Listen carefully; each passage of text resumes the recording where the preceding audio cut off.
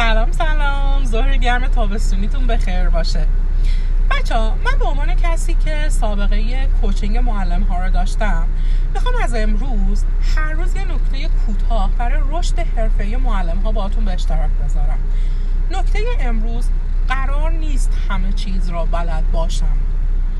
بیشتر معلم های زبان، مخصوصا معلم هایی که غیر حرفه‌ای هستن و بهتره بگم که نوکار تازه کار هستن، فکر میکنن باید همه چیز رو بلد باشن و به محض اینکه دانشجو یا دانش آموزشون ازشون سوال میپرسه در جا پاسخ بدن. اما دقت داشته باشین که یک معلم حرفه‌ای این جمله رو میگه: مطمئن نیستم، بررسی میکنن و جلسه بعد بهتون جواب میدم. فراموش نکنید که این جمله نشانه ضعف شما نیست، نشانه حرفه‌ای بودن و مسئولیت پذیر بودن شماست. A professional teacher is not the one who knows everything, but the one who keeps learning. بچه‌ها، یه معلم حرفه‌ای اونی نیست که همه چیزو بلده، اونیه که همواره در حال یادگیریه.